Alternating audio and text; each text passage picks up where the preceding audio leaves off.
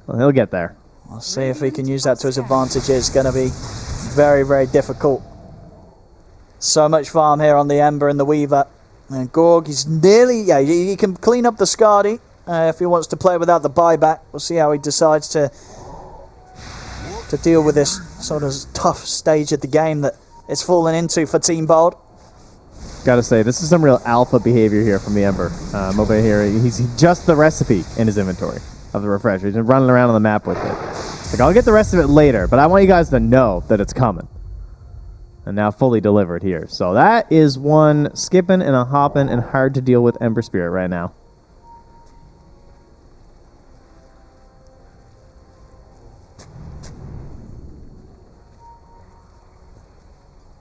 That's super hard to keep any sort of chance of catching him in the fights. I mean, they're able to do it when he's on his own, but that was in an intentional move. The rest of the time he's had the team by his side, and there's just so much chaos that he has free roam to jump across the fight and target whoever he wishes to do so.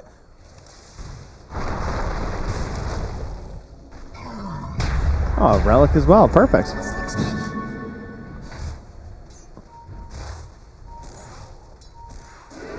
See if Weehawk can manage to find one again here on the Dyers. They've gotten a telescope. That's pretty solid. Would love to find those neutralizers before that fight. Gorgc's down here. He's farming. He's working as hard as he can.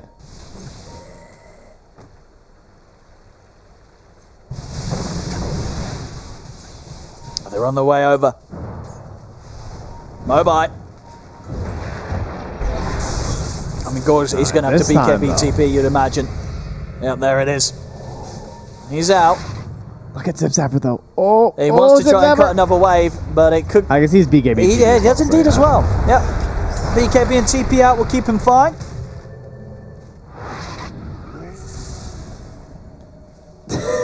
Weehawk's E-bladed creeps. Like, please, hurry up. Just give us the items. All right, Flicker, not bad. I feel like they're getting very unlucky with these creep camps. They go for mobile. See if they can catch him by surprise. He's into the trees and quite have clear vision to make the jump upon him now. I know that the rest of Ivy's heading over, so the chance of getting away with this play becomes slimmer and slimmer. They have good vision here, though. This is a good place to fight, I think. A full hex on Qupe now. There's Ivy. Happy to sort of just stall around this area, wait for the Roche, get this next one. It's going to have that refresher shard on. It's back up now. Highly likely if they go for the Roshan attempt, Team Bold won't be able to put a stop to them from getting it. And they're not going to check out the pit. They're going to approach the base here. See maybe JM check it out here on the way back. Yeah, he's going to go back and get the intel. They know it's there now, so they can look to head back and claim this before they go for the next push. I mean, they still have their neutral items to grab here as well, so I don't think they're in too much of a rush either.